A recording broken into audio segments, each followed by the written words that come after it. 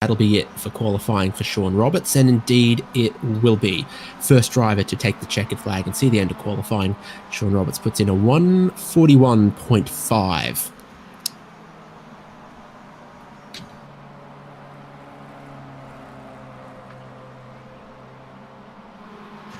Looking for any others that could improve. The sun is out from between the clouds, beating down on the track, continuing to raise the track temperature, making it difficult.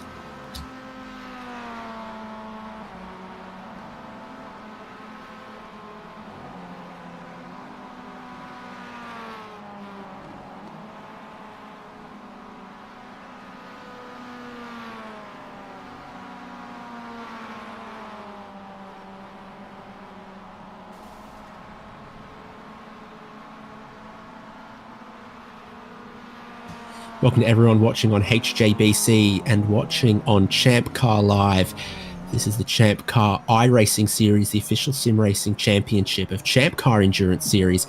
It's round 8 from Barber Motorsports Park in the Global Mazda MX-5, qualifying just coming to an end.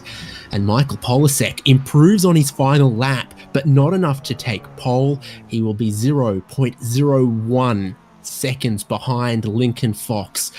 Super competitive qualifying between those two drivers, with Ryan Pucktel in third. 1 hour of racing ahead of us. It's all happening live right now.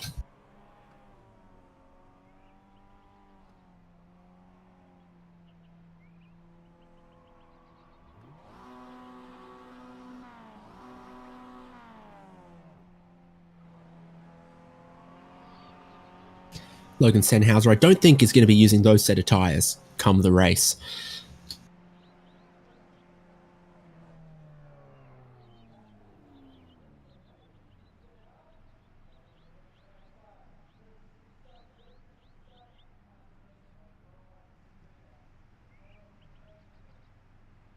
Checkered flag waving at Barber Motorsports Park.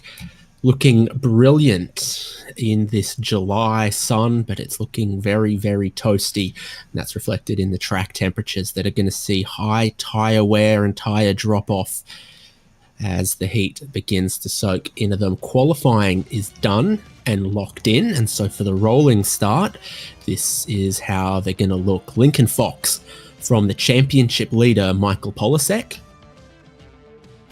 Ryan Pucktel has moved his way to third.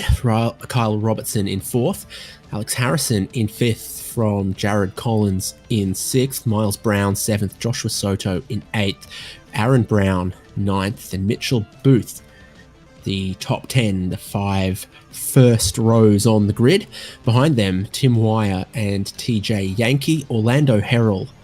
This is one of his local tracks in the Mid-South. Bowie Suin in 14th, Cameron Senhauser 15th, Logan Senhauser, his brother, alongside him in 16th for an all Senhauser Racing team row right there. Will Warren and Matt McGee, MCG in 18th, Kyle Guillory 19th, and Joseph Maher, with a very unique driver number, in 20th.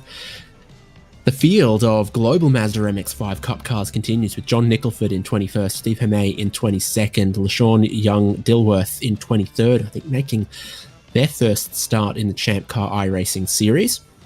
Colin Lounsbury in 24th, Nick Love 25th, Kevin Glass 26th, Curtis Lee in 27th, Cindy Pickett in 28th, with Sean Roberts 29th.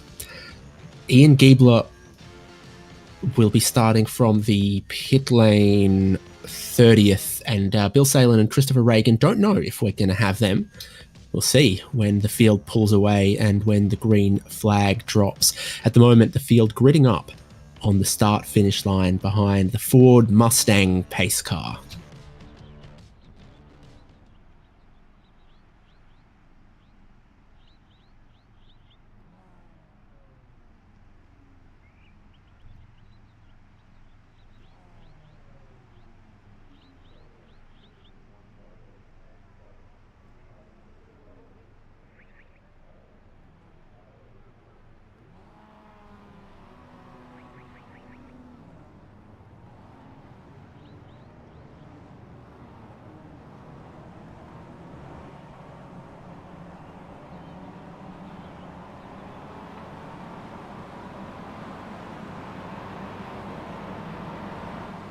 So here rolls the field. Fox and Polasek, the front row.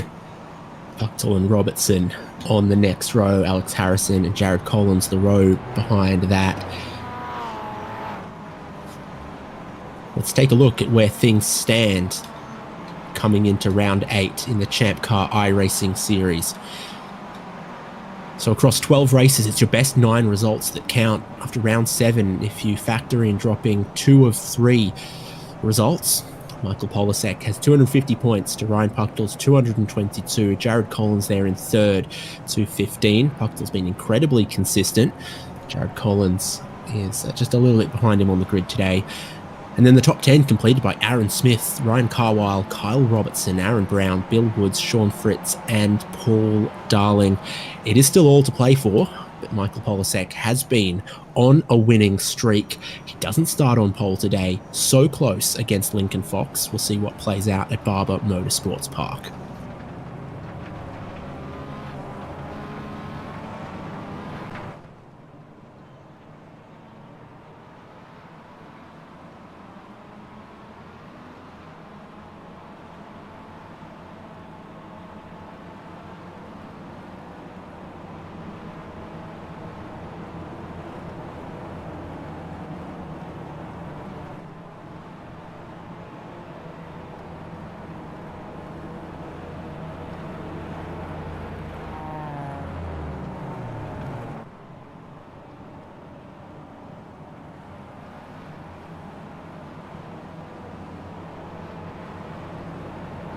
So when the pace car pulls in and the green flag drops, 60 minutes will begin.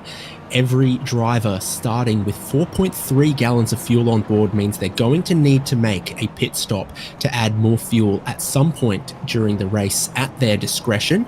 And when they do so, there will be some drivers looking to maybe change a left side tyre or two, see if that'll give them an advantage in the back half of the race. The Mustang pace car is in. Lincoln Fox is wasting no time. We're at speed, headed towards the green flag. It waves. 60 minutes begins for round 8 of the ChampCar iRacing series in 2025 at Barber Motorsports Park. And Lincoln Fox making great use of that qualifying speed and that pole position to lead into turn 1. We go into 2 and 3 over the crest, continuous long right-hander. This is where the tyres begin to hurt.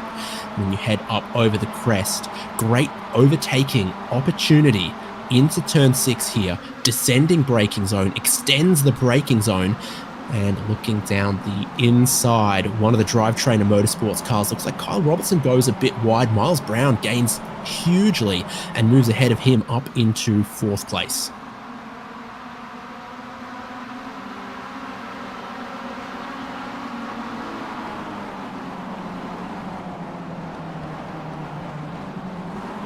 Riding over the curb into turns 7 and 8. Battle still on here. Kyle Robertson in 5th versus Joshua Soto in 6th. Soto's already made up a couple of spots so far on this lap, but as they take a quick flip-flop change of direction, leaping over the curbs, he must slot in behind Kyle Robertson. Jared Collins right on him. Aaron Brown, very colourful snack food livery there as well. Alex Harrison dropped a lot of spots on the race start. I think he ran wide at some point, so from 5th on the grid, he now runs 9th with Mitchell Booth right behind him. 2.2 miles of racetrack sees even these modest MX-5s lap at very, very quick times. We're around with the first lap completed already. High drama on the front straight for the race lead. Lincoln Fox needing to defend. Polasek looking around the outside of turn 1 to take the inside of turn 2, and a tiny bit of contact door to door sends Lincoln Fox around Michael Polasek into the race lead. Miles Brown jumping up into 2nd as well. Space was given in 1, but wasn't enough space given in turn 2. Going to a replay right now. I think enough space was given, but it's tough to be on the outside line in these circumstances. What a race start from Miles Brown, 7th on the grid, already running 2nd, demonstrating a lot of pace. Not afraid to have a little bit of a leap over the curbs.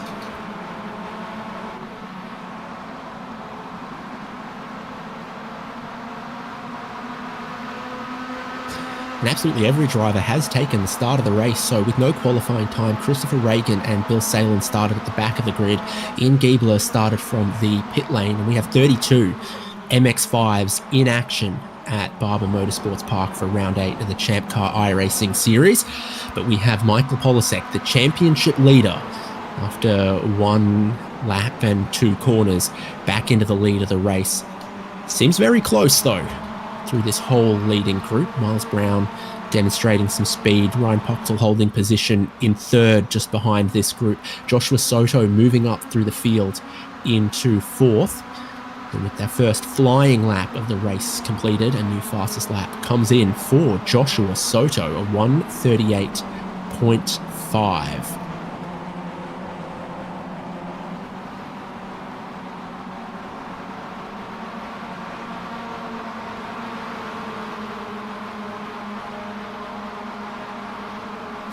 The Spider looks on at this corner here as Joshua Soto and Ryan Pochtel look on, and Pochtel gets down the inside of Miles Brown, so that position swaps once again. 2 wide on the exit. It's a run towards the museum corners, where Brown will have the inside, and it typically feels like it's one line in the braking zone bouncing over the curbs here. Indeed it is, as Pochtel loses out, gets a nasty ride over the curbs and ends up wide towards the discarded rubber, the dirt and the gravel offline there. Brown keeps 2nd, Pochtel keeps 3rd, Joshua Soto all over them from 4th position. As Michael Polasek's lead goes to 1.2 seconds. Someone's going to need to watch out, otherwise it'll be Polasek, then Clean Air, then the whole rest of the field.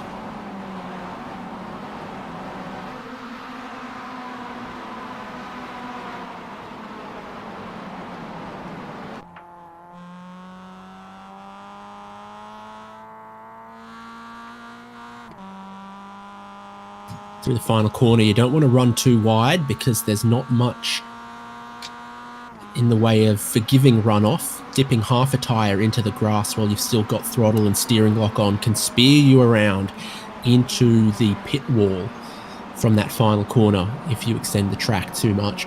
Michael Polasek, that looks like that fastest lap of the race is going to stand, a 1:37.9, the rest of the pack behind him in the 1:38s, 1:39s from 10th place, and 1:40s for some other cars through the field. That's the kind of pace we're doing, sub 2 minutes around this 2.23 mile course.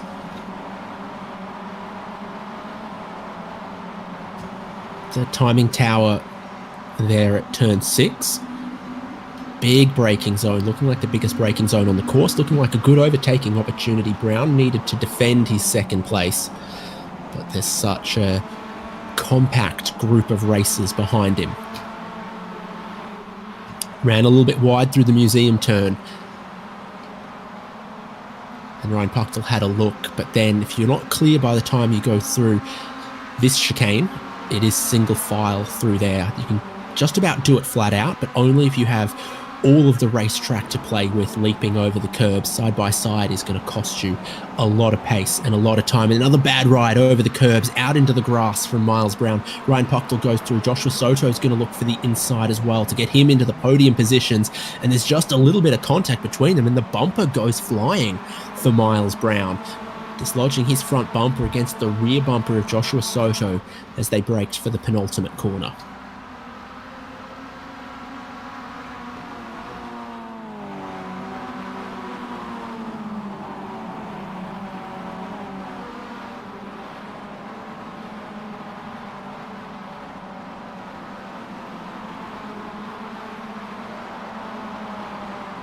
Well, the Sennhausers started side by side, but have separated just a little bit since then. Cameron Sennhauser in 16th, Logan Sennhauser in 19th is just behind Colin Lounsbury, heading over the crest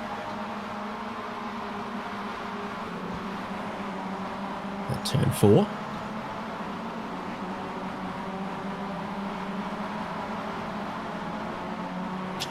Lounsbury sets for a late apex with a late turn in, and Logan Sennhauser turned in a little earlier, but didn't seem to get quite the exit. They're just trailing this group led by Bowie Suin, with Matt McGee, Cameron Sennhauser, Joseph Maher as well. So that's this little group, 6 cars, and a group led by Steve Hermé in 20th. Michael Polasek is a group all of his own because this is second and third, Ryan Puchtel and Joshua Soto. And Puchtel runs wide. This is how they picked up some positions earlier when Miles Brown made that same mistake. Seems like Puchtel doesn't end up quite as far out in the grass, does rejoin, still ahead of Joshua Soto in this second place group.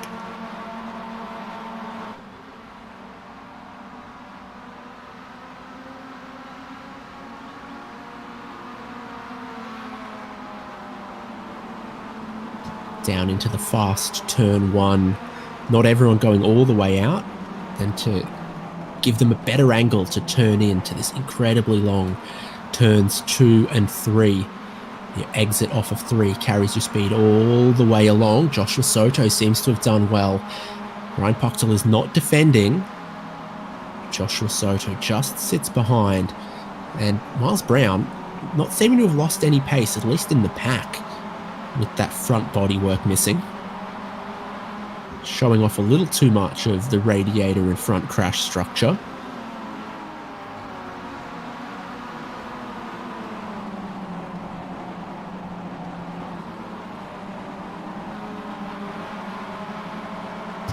Check up around Aaron Brown and Jared Collins through the corner there. Nearly saw some contact happen. Everyone managed to keep their nose clean. There goes Michael Polasek. 3.5 seconds later, Ryan Puchtel, Joshua Soto, Miles Brown, Kyle Robertson, Jared Collins, etc. That's the way the race and the top 10 is playing out at the moment. 10 minutes of racing complete. We're moving a little further into the afternoon in this session as well. Officially, the weather forecast is mostly cloudy, but the part of the sky that wasn't cloudy is where the sun was coming through during qualifying and the start of this race. Track temps will drop, air temp dropping just a tiny bit, if that cloud cover comes across and blocks the sun for a bit longer.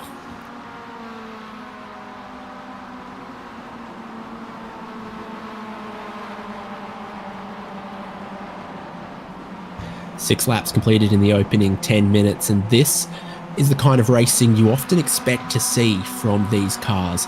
So equal, very easy to get 90% of the pace out of them. And the slipstream effect when you stay close to someone just gives you that 0.2, 0.3, half a second you need to stay with them as a pack. Kyle Robertson has a snap and a slide. His right rear tyre not giving him enough grip. Jared Collins doing better, will move ahead, approaching the museum complex. Big collection of not just race cars and road cars, but motorcycles at the museum on the outside of the corner there. Very impressive facility, lots of permanent and rotating exhibits.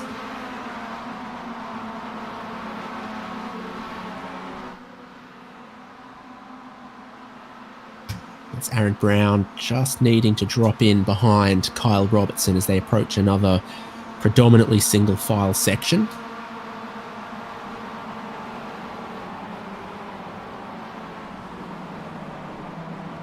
It's different lines through the double apex right-hander. Some stay tight, some really go all the way out there, but then you leave yourself exposed to the car behind looking to make a little bit of a dive bomb. Didn't happen in that group as they complete another lap. All 32 cars are running and none of them have been to the pit lane yet. But the way the car is configured, everyone's starting with 4 gallons of fuel. You could pit lap 1 and absolutely be able to fit in the fuel to get you to the end. So the pit window is open, but no one wants to do it that early. Here's Lincoln Fox coming back through the field. Fox dropped as far as 31st.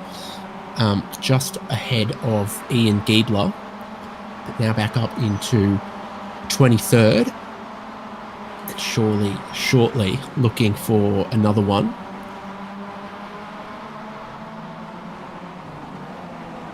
Steve Hermé trying to keep Fox behind for a moment. Second place group past the museum again. They can see Michael Polasek, but they can see him getting just a little bit smaller lap on lap, now with a lead of 4.3 seconds.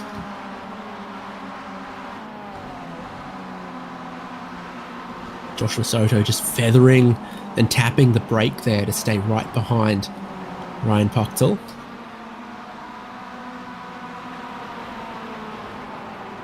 Miles Brown a couple of car lengths further back, facing some pressure from Jared Collins, who's gotten in between the Drivetrainer Motorsports teammates. Just gets 2 tyres in the grass, which is a dangerous thing to do. Seen many drivers spin out from doing that. You kind of got to realise you're about to do it and open up the hands, because if you keep 90 degrees of left-hand steering lock in, then when the grip goes as you touch the grass, it'll spin you around. But you can run through the grass if you open up the hands a little bit and just sort of admit that you're about to extend the track limits. So great overtaking opportunity here, but Soto stays behind Puchtel. Collins almost looks like he decides to stay behind Brown.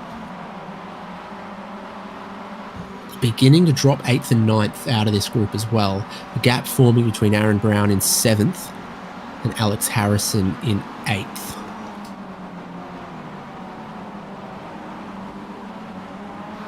And Tim Wire a little by his lonesome in 10th. There he is trying to keep up with the pack. Lost a couple of tenths to them on the last lap, just getting out of the tow and draft range. TJ Yankee in 11th. Will Warren has gone from 17th on the grid to 12th in this race, leading a little group there in 12th. And Bowie Suin is sure leading an aggressive-looking group as well, because he's got Cameron Sennhauser looking to the inside, looking to defend that, then sweep back across wide.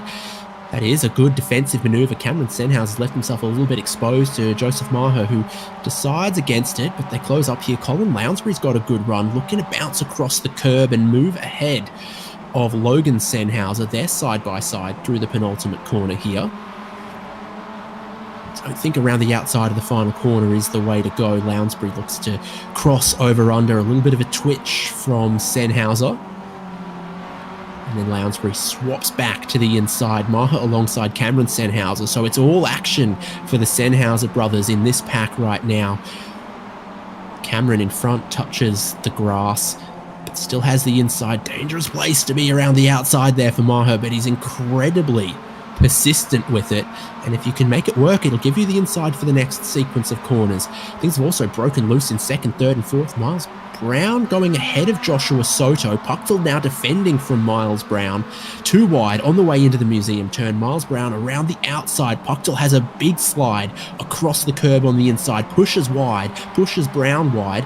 And Joshua Soto sneaks underneath the both of them.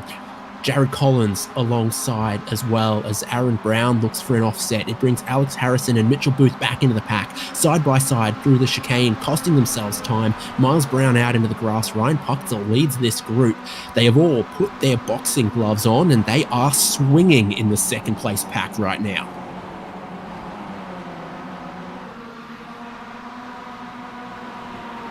Collins looked to get to the inside of Miles Brown, but that door was closed. Brown breaking deep down the inside, more to defend than to attack.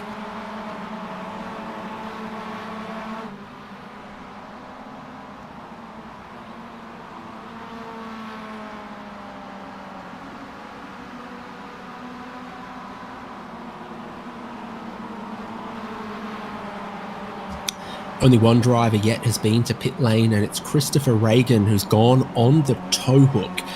Did not catch the incident that gave damage to the number 32 car. Might be able to rejoin. Battle on for 2nd here. Soto with Brown following. Right. Oh, only just space to come across down to the inside. Brown's looking 2 for 1. Joshua Soto crosses over underneath to defend the 2nd place. They're side by side deeper in the pack too. This is classic Mazda Miata MX-5 style racing. As they do it, Michael Polasek gets out to an 8-second lead, putting a gap on this group, but Joshua Soto through to 2nd. Chopping down the inside, Jared Collins runs wide, gets crossed over by Aaron Brown and Kyle Robertson.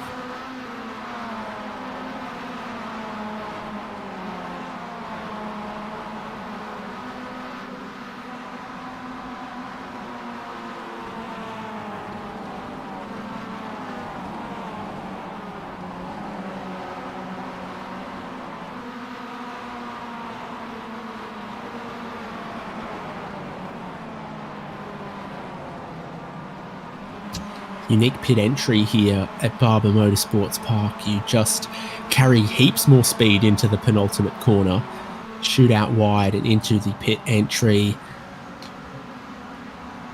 Matt McGee has some damage. He's spun out just before the pit entry and he's heading for it, but he's blocking the pit entry. Well, one of the Love Racing cars is looking to go for it. So what happened? It's before that, I think he's gone out wide in the grass. Nick Love has made a little bit of contact with him as well. And he hasn't been able to turn in the pit entry, and he's lost about 10 seconds because the car wouldn't turn left into pit lane.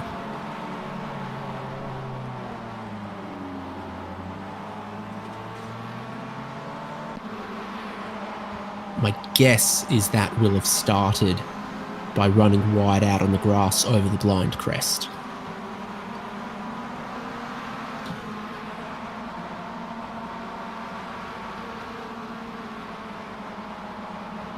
And then iRacing has given him a black flag for either speeding on pit lane or an unsafe pit entry. And I don't know which one it was, but this is going to be a long and costly pit stop for the 295.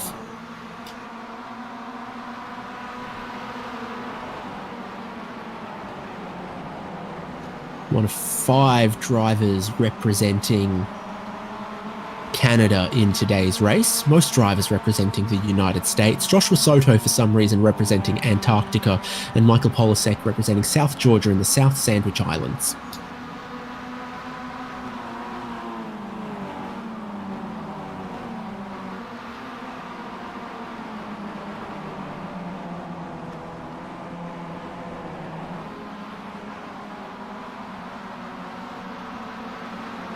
South Georgia and the South Sandwich Islands is the southernmost landmass on Earth that is not covered by the Antarctic Treaty.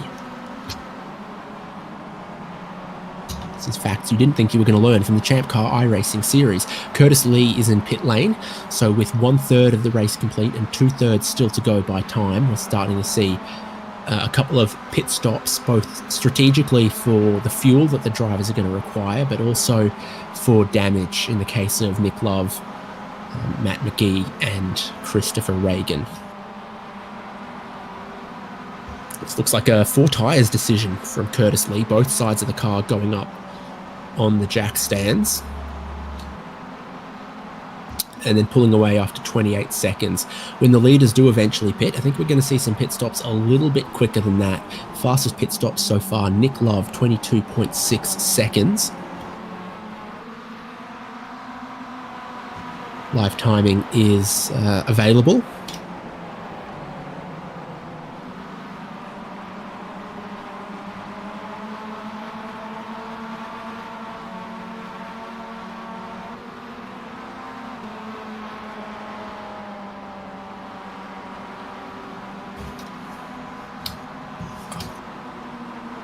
At champcar.hjbc.live. Live timing is up. So if you're following a teammate, a friend, or you're a massive Salins hot dog fan, you can keep up with their action and their progress. Like right now in the battle for 3rd, Miles Brown is alongside Ryan Puchtel. Brown a little bit wide through 3, but over the crest, we'll have the inside line, which is normally the place to be, and stays just ahead. Joshua Soto's got a chance to break clear of this group. He's got a clean car, he's got the track position, and they're battling behind him, so that looks positive. Tim Wire, Cameron Senhauser, and Kyle Guillory all pit. I think we're not too far away from seeing a couple more here at Barber Motorsports Park. The pit speed is 45 miles an hour.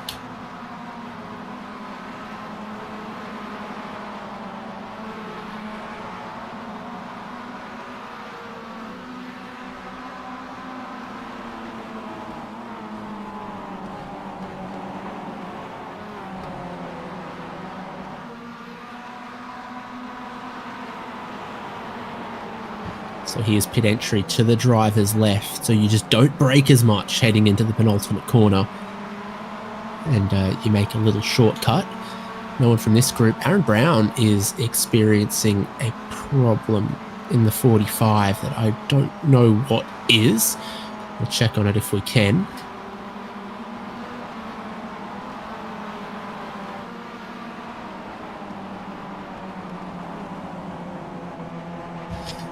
Joshua Soto's got 1 second clear of third place. Normally you think of 1 second as the gap that the drafting and the slipstream works at. If you're more than a second clear, you've broken the toe, as they might say. And it doesn't hurt that Miles Brown and Ryan Pucktel continue to look to battle each other. Pucktel down the inside. Brown with a wide, sweeping and smooth line. Might be hoping for Kyle Robertson to just chip in here and help him out a little bit if they can make some teamwork happen.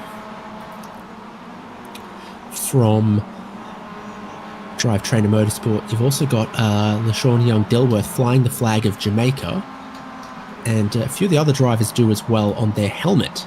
Got a couple of Jamaican flag helmets.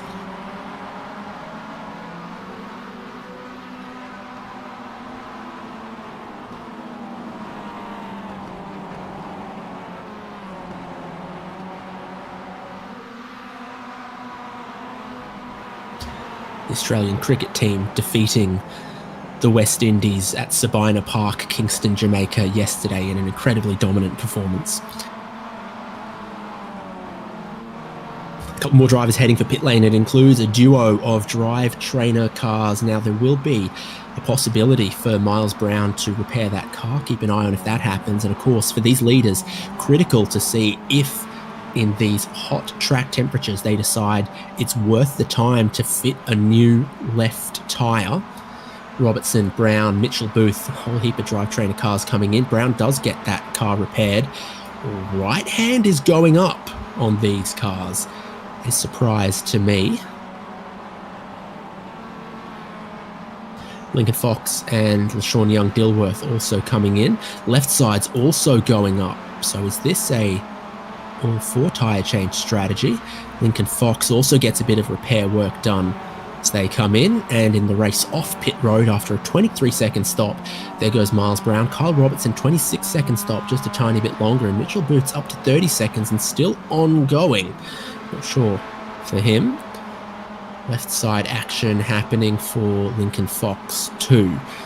So with the track temperature still in the 120, 130 degrees Fahrenheit, and with so many long, high-speed, continuous loaded corners, it looks like the drivers think there is a performance advantage to be had from changing a couple of them. Race leader Michael Polasek stays out. Got just a tiny hint of traffic up the road from him. And that would be probably Kyle Guillory and Curtis Lee, who've both stopped, battling each other for what's 26th and 27th at the moment. Could move up some spots when a lot of other cars from the midfield pit. Joshua Soto, Ryan Pucktel, Jared Collins, they're not pitting just yet. So I think if you think new tyres are an advantage, you kind of go early on that strategy. If you think they're not, or you're looking for a really short stop, you run long here.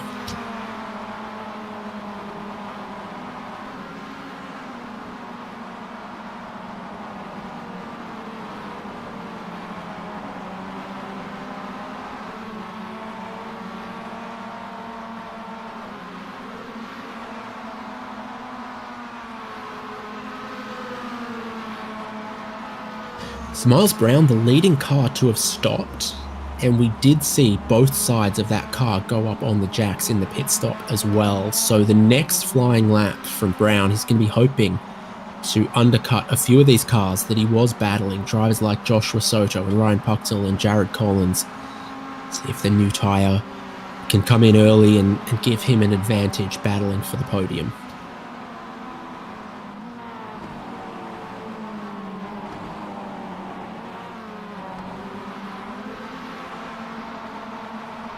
So this is John Nicholford, Kevin Glass, Steve Hermé, Sean Roberts, 4 drivers that haven't stopped yet.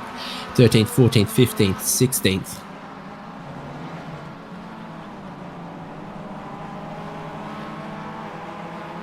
Sean Roberts was off the track at one point. I get the feeling he might be a little bit quicker than those in front, but based on fastest lap of the race, he has about half a second on them. Bill Salen's just done a lot of damage to his car, so he's going to be heading to pit lane, just like Joshua Soto and Alex Harrison are. Harrison, where is your pit crew?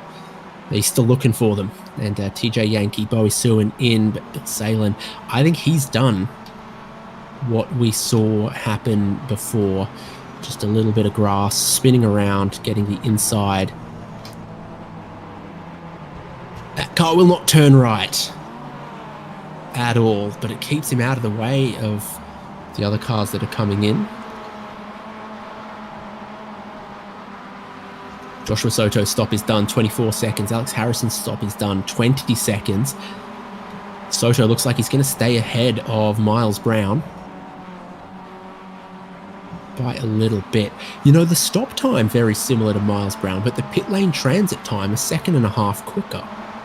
So Joshua Soto's done very well getting into and out of his pit stall. Miles Brown, and then has found himself with a little bit of traffic. There's cars in front of him that haven't stopped yet. He's diving down the inside on Sean Roberts and on Alex Harrison, who's on the outlap. And with Kevin Glass and John Nicholford ahead, who haven't stopped yet, Joshua Soto is, by going longer, I think, and also with a quicker stop, come out ahead of those cars, and that's really helping him save time right now, approaching the halfway point of this race.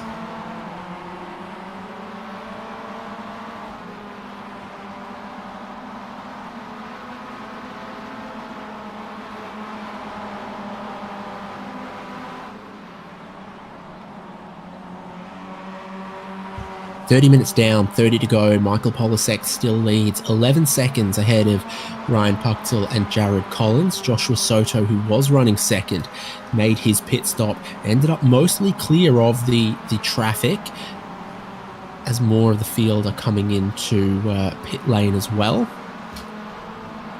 You can always tell who has and who hasn't practiced the pit entry. John Nicholford is on the pit lane speed limiter about 400 yards too early. That's the kind of thing that can make a difference as well in the total pit lane time. Colin Lounsbury on the lane there. Will Warren, the left-hand side of the car up. And he's only 15 seconds into that pit stop, so I think he's going left sides only. Colin Lounsbury's pulling out and away. Cindy Pickett in behind as well.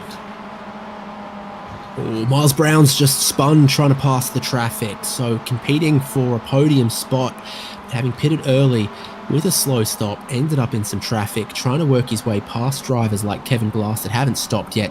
Let's take a look. So here he is alongside Kevin Glass, but he's ended up wide. Tire marbles build up there, grass and dirt builds up there, and he did not find the grip he was hoping for. Race leader Michael Polasek in the lane. What service is he going to go for? Right-hand side of the car goes up on the jacks first. This could be a 4-tyre swap for the championship leader. There goes the left side too as the fuel continues to go in.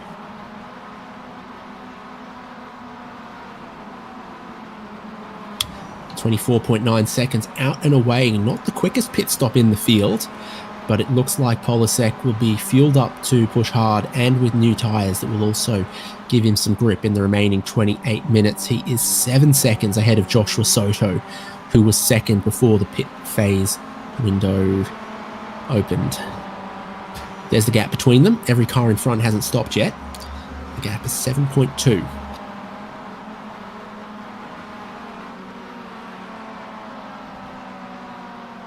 Actually, the car Polasek's got in front of him isn't a car that hasn't pitted yet. It's a car that has pitted and is about to go a lap down. It's Ryan Puchtel and Jared Collins who've been saving their fuel, and they're running long, but they 4.3 gallons will not get them 60 minutes of racing and get them to the end, so they'll have to pit soon. So too will Orlando Herald and Sean Roberts. Kevin Glass is pitting now. Miles Brown would have wished that happened earlier. Into the pit lane comes Ryan Puchtel. Jared Collins carries on, and Ryan Puckdell knows where the pit lane speed limit starts. It's there at those yellow cones that he needs to get down to 45 miles an hour. Kevin Glass pulling out of pit stall number 26.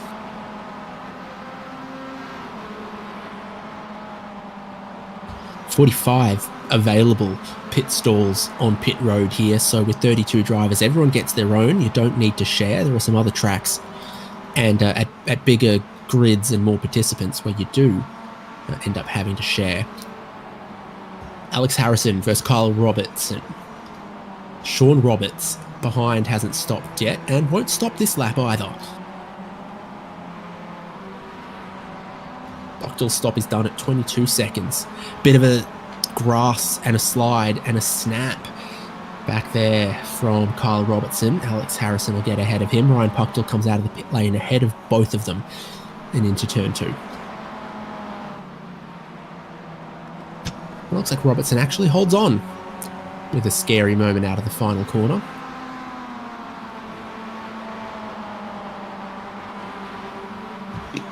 Robertson definitely looking like he had 4 new tyres, while Alex Harrison may not have.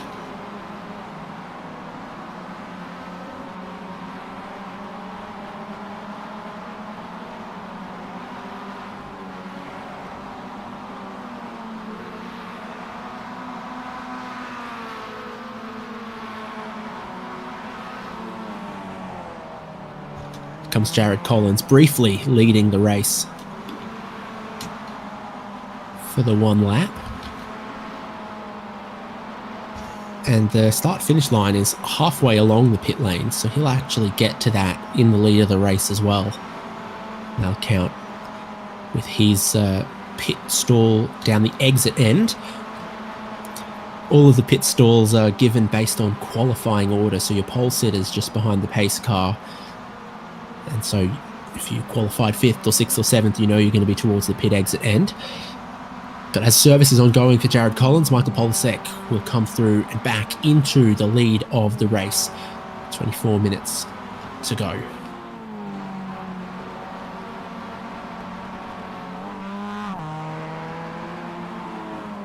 Joshua Soto's also already gone through, but Collins is going to come out ahead of Puckdell, ahead of Robertson, and ahead of Alex Harrison.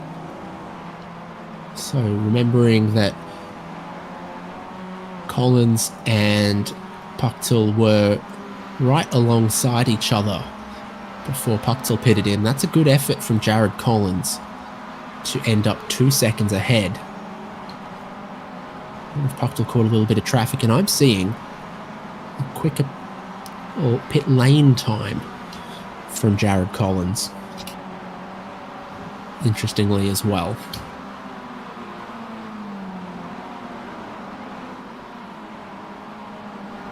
Lane time of 46 seconds, lane time of 48 seconds for Puckdell, despite a shorter stop time.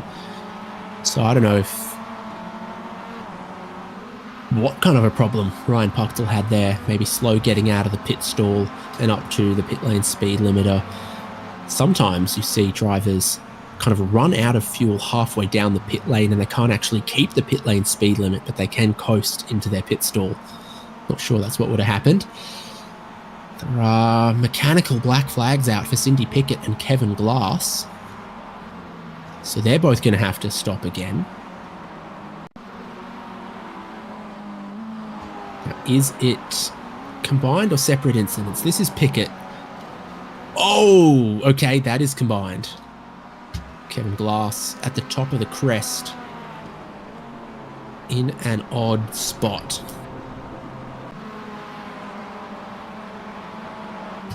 So the two did come together. New fastest lap of the race to Michael Polasek. Now he did take new tyres from what we saw. Both sides of the car went up.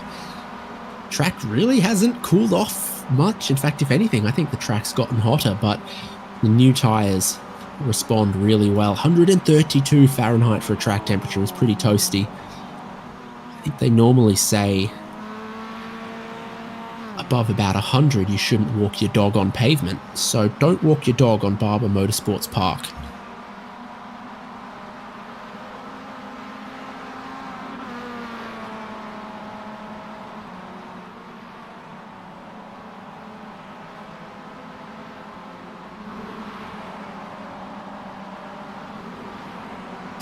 teammates together, TJ Yankee and Bowie Suin. Teammate Mitchell Booth just ahead of them. Aaron Brown in between is a lap down. He might have had an internet or a technical problem as he just dropped out and disappeared and has come back. But at least one, I think 2 laps down. Not sure, but it wasn't looking like a driving mistake or a crash. It might have been a PC crash, internet outage, power outage, any of those things that can get in the way.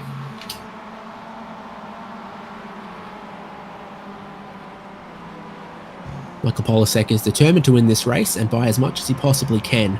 His last lap, a 1:37.694. Joshua Soto's last lap, a 1:39.5. The gap grew by almost 2 seconds. As Michael Polasek's lead goes out to 10. Bit more space in the leading pack after the pit stops than there was before, when you couldn't find any clear air between 2nd and 10th.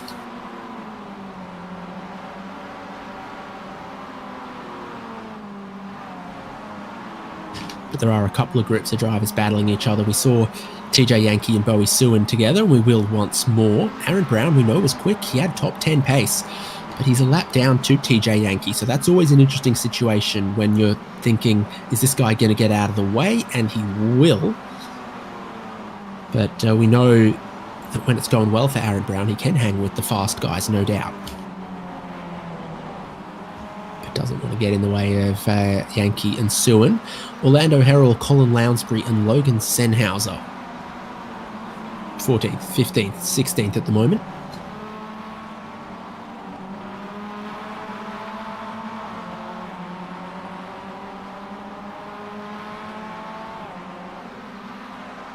We've also got Curtis Lee and Ian Giebler.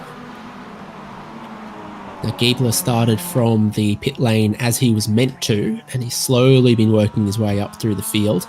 His fastest lap of the race is half a second faster than Curtis Lee. So Giebler's been gaining from a bit of a handicap. So you would imagine on the balance of probabilities, he's a good chance of being able to pass Curtis Lee.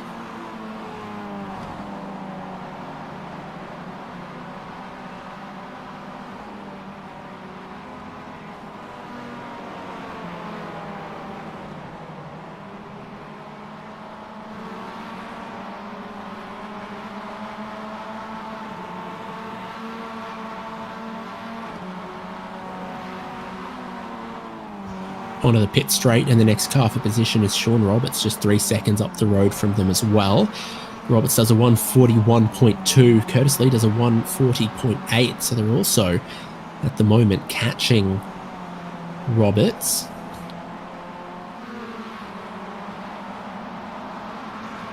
My guess would be Roberts went no tyres as well.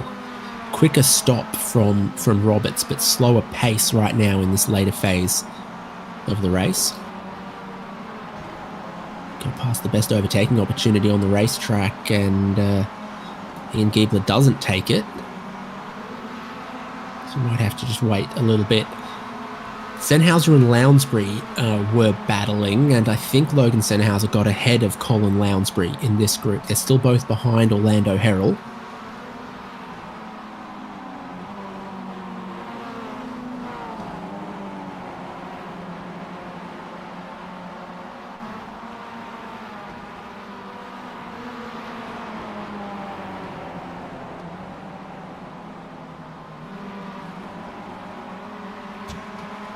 L. Sennhauser, tiny bit wide, but as long as you get back to the correct line for the final corner, if you leave the final corner at the normal speed, then the disadvantage ends there.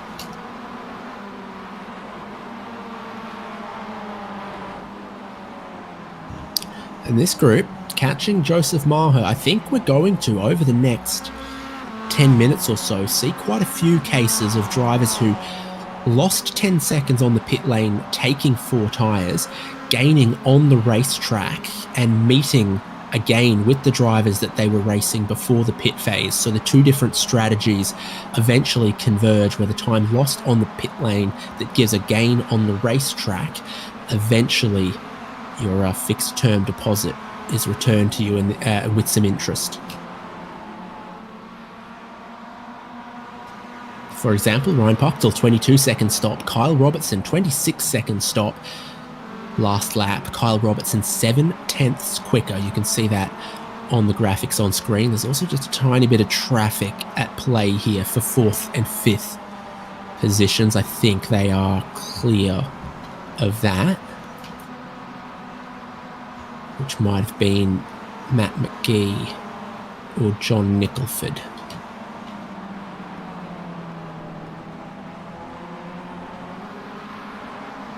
Finally, the mostly cloudy forecast comes true. A bit of shade and respite out on the racetrack.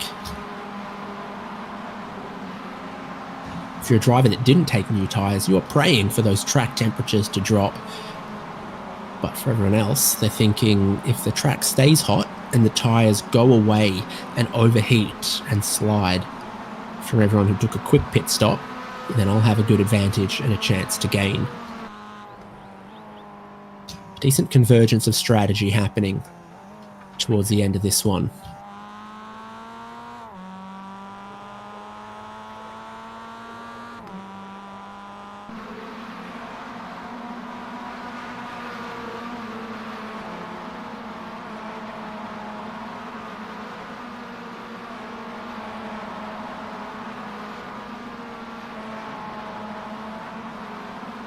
Alex Harrison, 20-second stop. Miles Brown, 24-second stop.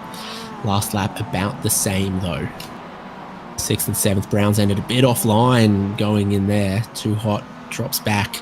Can't carry speed over the crest and continue to flow it through the triple, or is it quadruple right-handers? I think it's quadruple.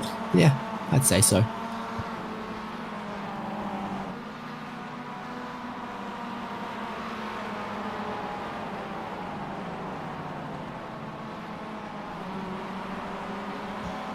Mitchell Booth has got Bowie Suin just behind. Curtis Lee has cut the course.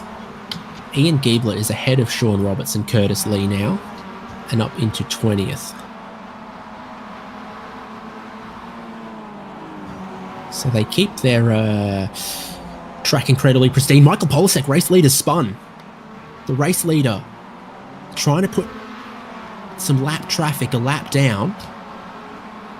In the museum turn, late look to the inside on Cindy Pickett, who loses control and tags Michael Polasek around. They weren't alongside going into the corner, but Michael Polasek has so much more grip and cornering speed, and that has cost him a fair bit of time, but not put much damage on him at all. Joshua Soto, 4.8 seconds behind. Not what Michael Polasek needed at all.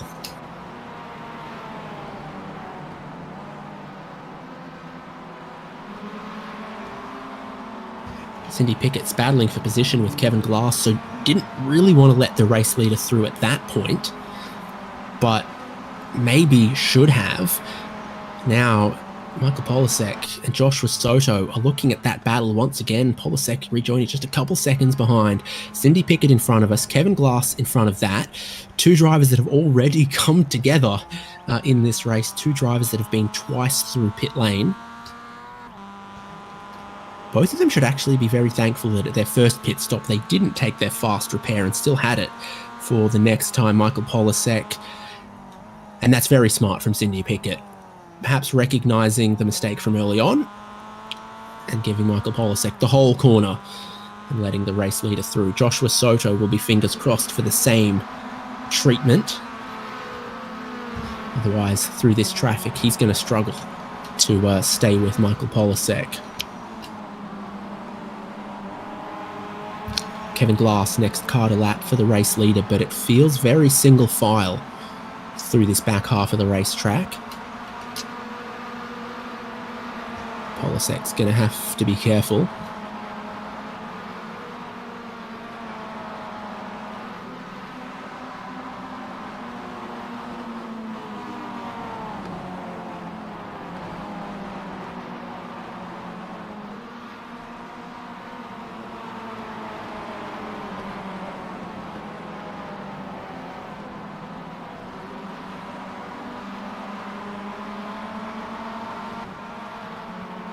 Polasek through, and then 4.5 seconds back, Joshua Soto got the same task ahead of him of lapping Cindy Pickett and Kevin Glass. Jared Collins, he's not too far behind this either. He's only 3 seconds behind Soto. Your top three are suddenly a fair bit closer, expecting 7 laps to go.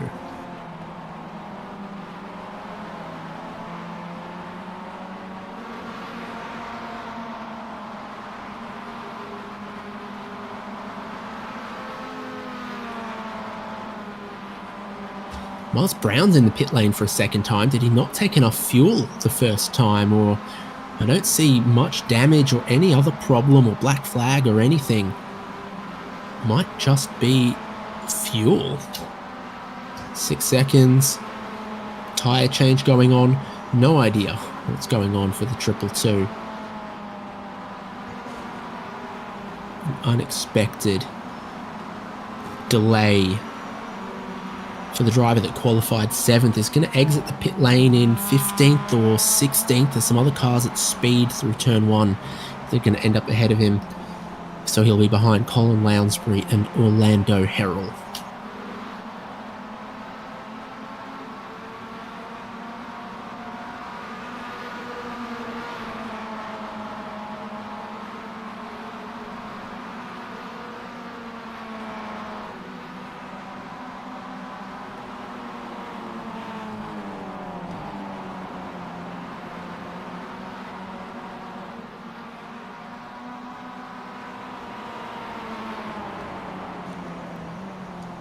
Ten minutes to go.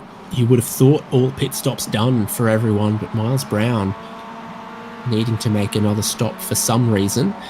You would have expected maybe just a little bit short on fuel. And Pucktel wide out of the final corner. He runs 5th, just behind Kyle Robertson.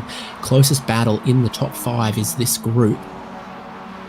As Michael Polasek is just able to extend his race lead past 5 seconds. Joshua Soto stays 3 seconds ahead of Jared Collins as they continue to go through a little bit of lap traffic. Just a 2.2 mile circuit means that the race leaders more likely to catch traffic versus at Sebring or Road America or any of the other much longer road courses that we go to, VIR full.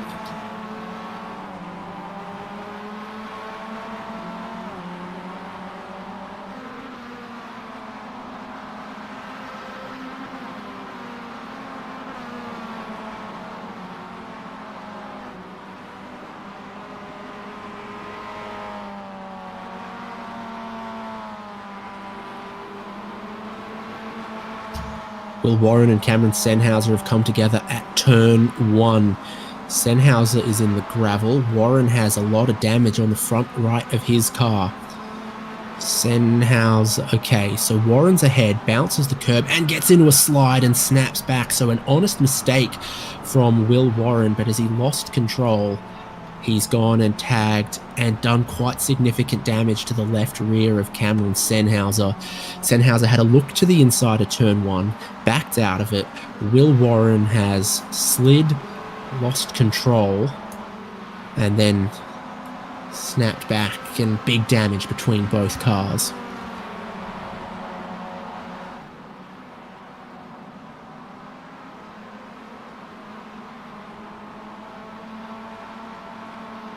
Here's Colin Lounsbury ahead of Miles Brown and Orlando Harrell. Second stop from Miles Brown. He's passed Orlando Harrell since. He's looking to pass Lounsbury, who I think picks the wrong way to go through the traffic here. That might be Bill Salen at a guess. I think it is.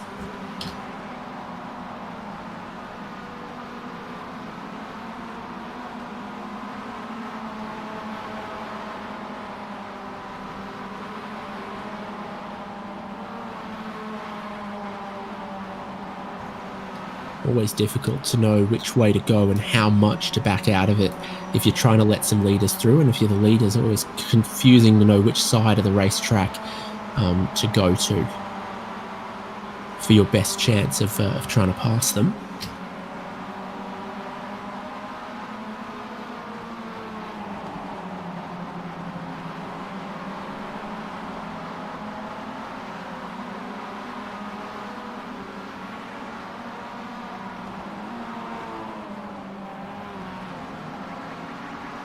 Lounsbury with an aggressive defense.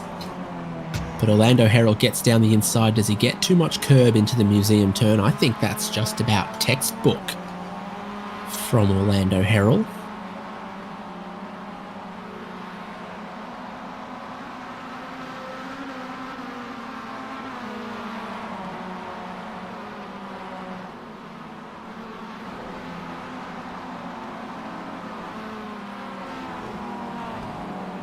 At one point, I did know where Orlando Herald was from. I thought it was Missouri or Arkansas or something.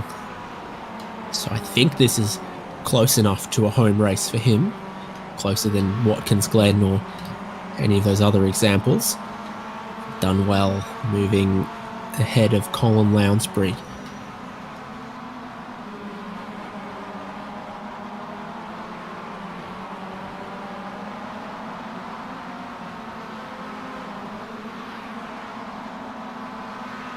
There's a time in this race when Lincoln Fox was 31st position, now in 8th, and hunting down Tim Wire for 7th.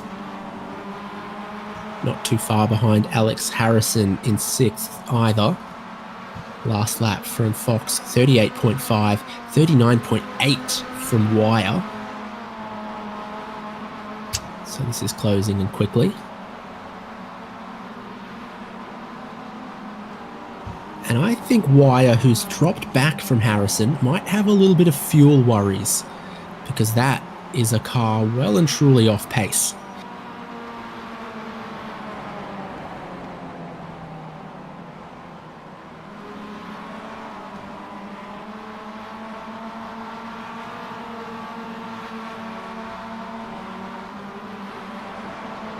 Lincoln Fox is unleashed and still has enough time to try to catch and make some passes. There's a chance for plenty more action to happen in these final couple of minutes.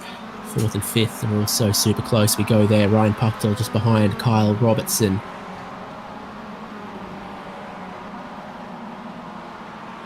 Sure looked like Robertson had a tyre advantage 5 or 10 laps ago. I think it might have equalised just a little bit.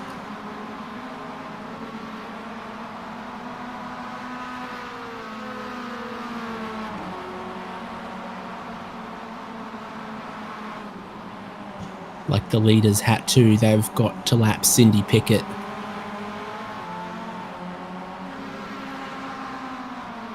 And on the exit of the museum turn, Kyle Robertson goes past. Ryan Puckdell goes past. Lincoln Fox is gaining hand over fist. Left Tim Wire behind. Applying the blowtorch to Alex Harrison for 6th position. With time to spare, Michael Polisek's just crossed the start-finish line to trigger 2 laps to go, I think. Here's a little touch and go. We'll keep an eye on that one. I'm trying to do maths in my head right now. Minute 38, 3:20 on the clock.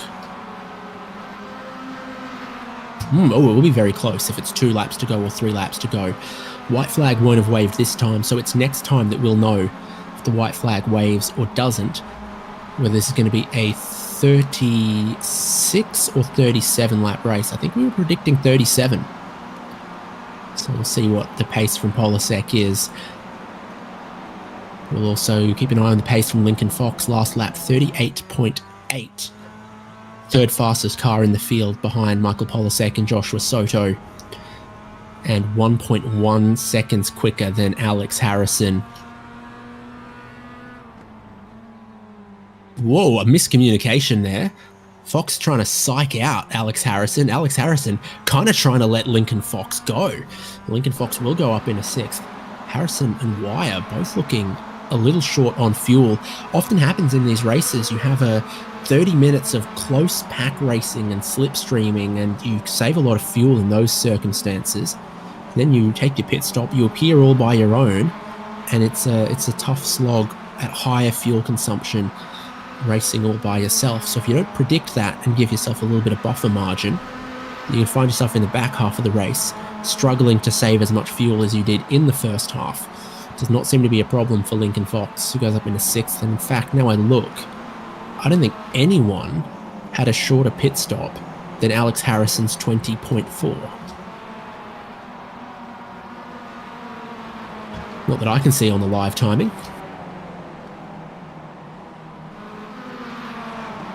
So what flag's waving at the start-finish line? Michael Polasek has crossed it.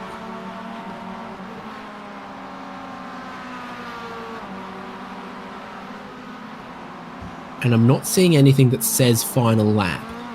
Neither of our timing sources say final lap.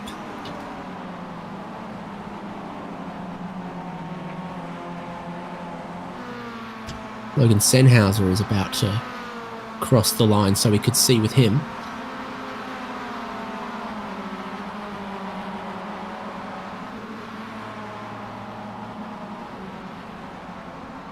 Nope, no white flag waving, so the white flag will wave next time Michael Polasek comes by. Still 1.5 laps left for the leader, 2 laps left for everyone crossing the line just now. From 4.5 seconds at its lowest, Michael Polasek is back out to an 8.5 second race lead. Heart-in-mouth moments abound. Sean Roberts has a snap and a slide in front of the race leader. So too did Cindy Pickett, which is where the contact came from that dissolved Michael Polasek's commanding race lead.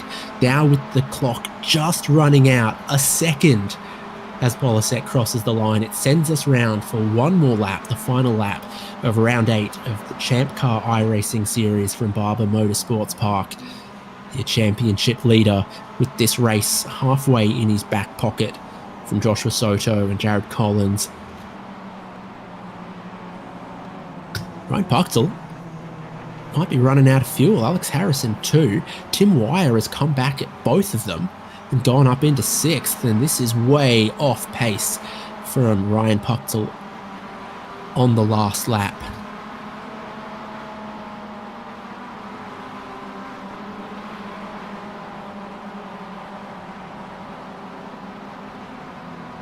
Puchtel with one of the other quick pit stop times at just 22 seconds. Most pit stops were between 24 and 26 seconds today. Teammates Bowie Sewin and Mitchell Booth, well, when do the team orders end and the sibling rivalry start? Perhaps right now. Michael Polasek, multiple race wins to his name in 2025. The championship leader didn't qualify on pole, had to fight Lincoln Fox, had to pass Lincoln Fox, then had to recover from being hit by a lapped car, but you wouldn't know as he sails towards the checkered flag, nearly 10 seconds race lead in his back pocket. Round 8 of the ChampCar iRacing Series 2025, and Michael Polasek wins at Barber Motorsports Park from Joshua Soto and Jared Collins. It's a few drivers in trouble on the final lap as the needle in the fuel gauge hits empty, but not Kyle Robertson, Mitchell Booth, or Lincoln Fox.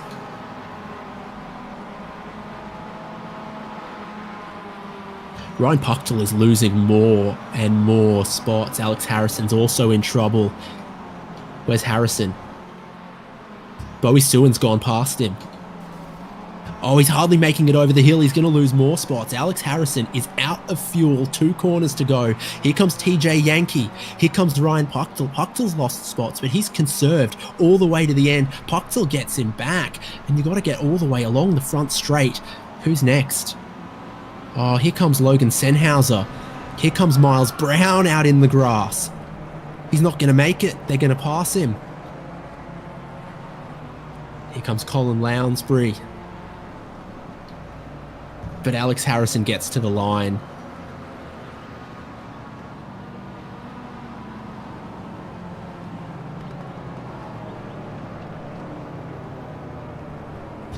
Ian Giebler across the line in 17th. Last car on the lead lap will be 20th place Will Warren. Everyone from 21st place Sean Robertson back did end up a lap behind Michael Polasek. Miles Brown and the drive trainer guys have got a decent formation going on the cool down lap. That's a photo that they're going to try to hang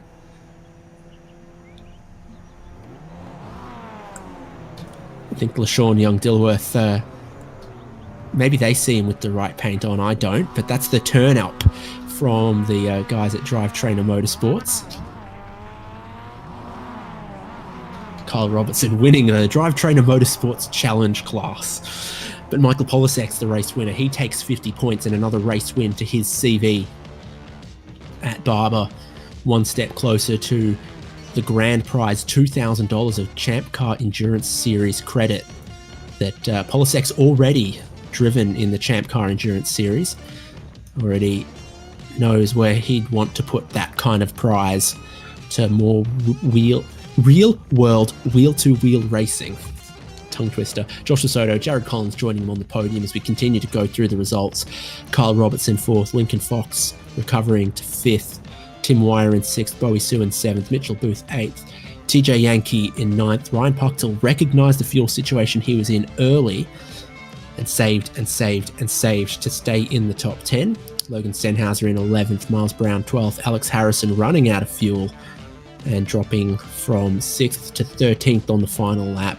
Colin Lounsbury, Orlando Herald, Joseph Maher, Ian Giebler, LaShawn Young-Dilworth, Curtis Lee and Will Warren, the top 20, all of them completing 38 laps, one more than predicted, of Barber Motorsports Park. Such was the pace of Michael Polisek. Sean Roberts completing 21, Kyle Guillory, Steve Hermé, John Nicholford, Matt McGee, Cameron Senhauser, Christopher Reagan, Kevin Glass in 28th. Cindy Pickett in 29th, Bill Salen 30th, and Aaron Brown in 31st. The last driver to complete at least half race distance. No, I think Nick Love with 14 laps completed half race distance as well. I think everyone has completed this race, which is important for this being round 8. Everyone who completed rounds 5, 6, 7, and 8 are going into the draw for a prize. So even if you finished 31st or 32nd, being a classified finisher can matter this year in the ChampCar in iRacing series.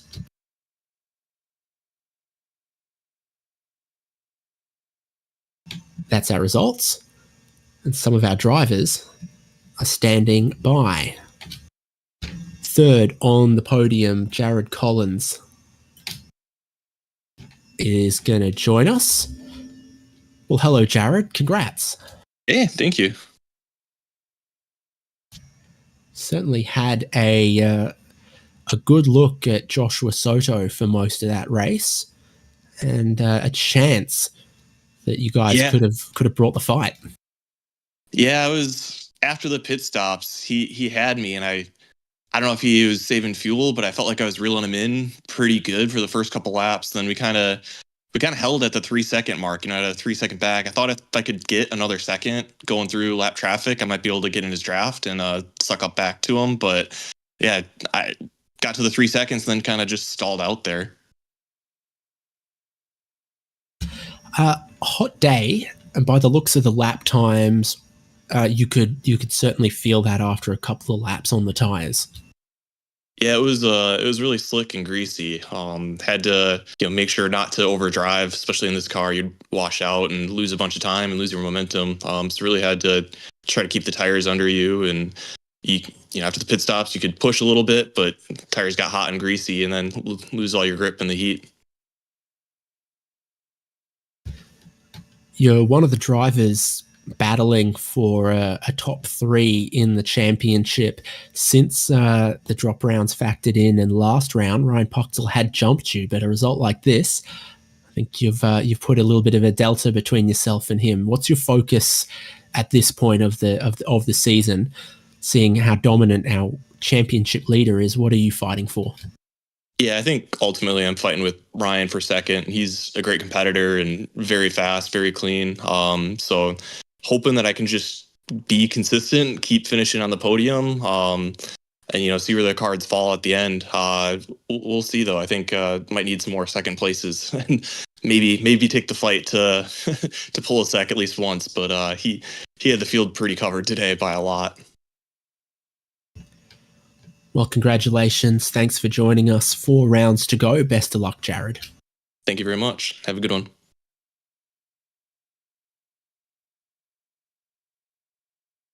We got our whole podium.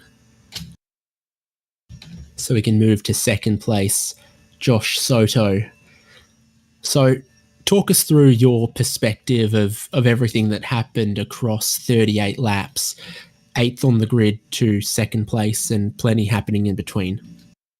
Oh yeah. So in qualifying, I was trying to place as high as possible, of course, but had some trouble in qualifying, so I ended up in P8, and then the main goal was just fight through the pack and try to get up to hopefully up to around second, so I can maintain pace with Polisek. But it didn't go too well. Wait, hold on one second. Sorry. Yeah, it didn't go too well, but yeah, it was just pretty much just try to close the gap and then get a good pit stop, which I unfortunately did. But we weren't able to close the gap.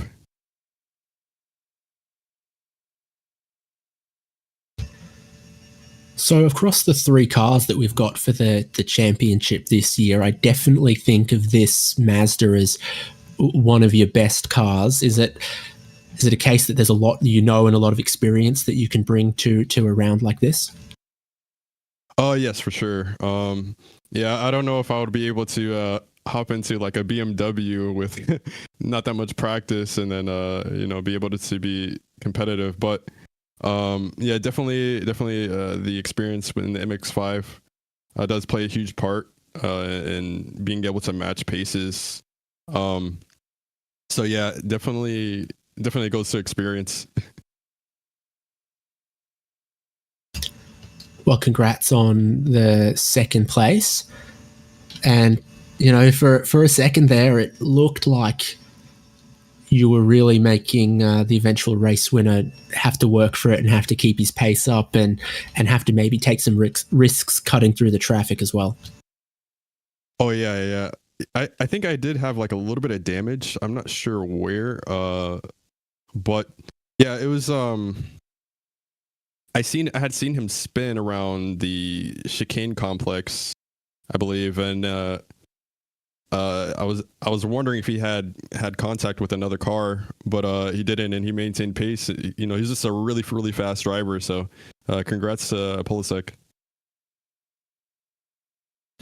Nice. We'll see you around, Josh, and congratulations.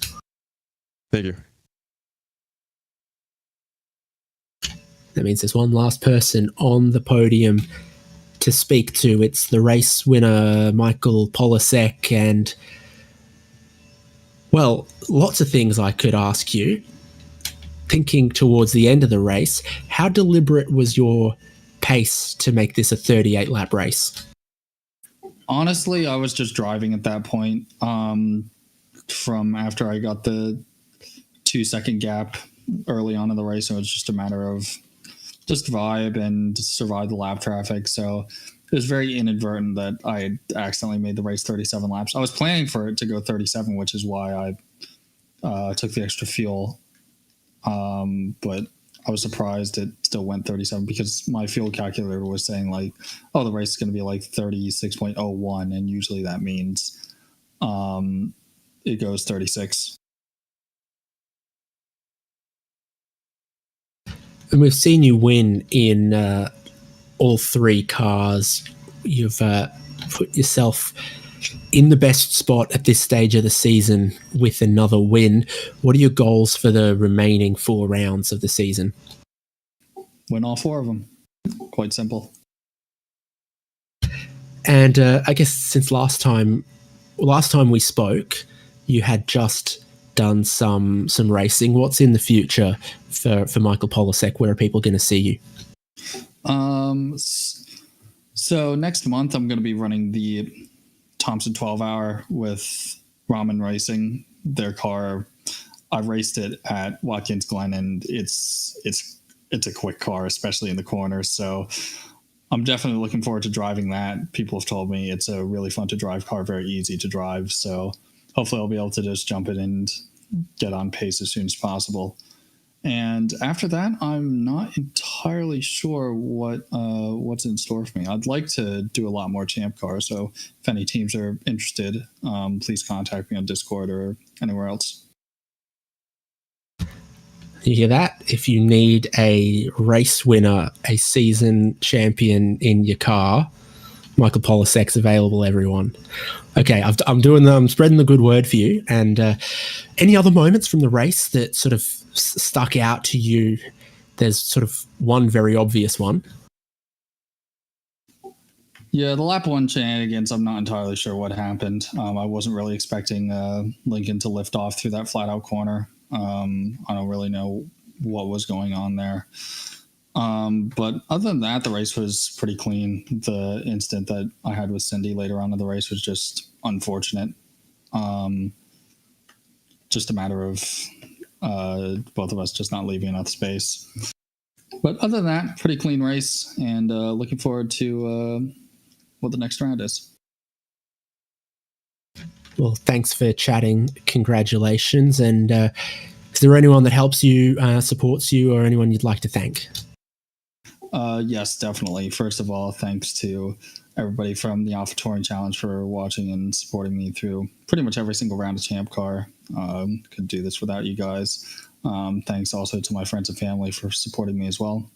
And thanks very much to my new team, WSR Esports, for giving me all the support that they've got. And I'm going to be running a few races with them very, very soon. Awesome. Look forward to it. See you around, and best of luck at Thompson. Thank you very much.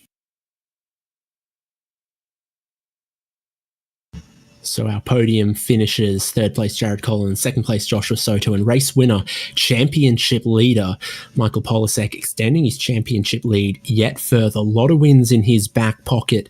I don't think he's mathematically sealed it yet, but it is looking good for Michael Polisek. He still plans to extend that with 4 rounds to go. The next round of the ChampCar iRacing series is Virginia International Raceway in the Toyota GR86, August 6th.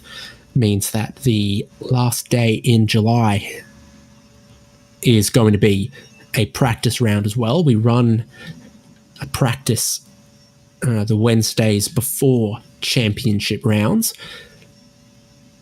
And so hopefully you can join us for those as well. Forum.champcar.org's got all the information on the ChampCar iRacing series, the schedule, the prizes, how to join us, and we hope you will. In fact, if you do join us from next round with 4 rounds to go and you complete all 4 of them, you'll be in the draw to win a prize, whether you win any races or not.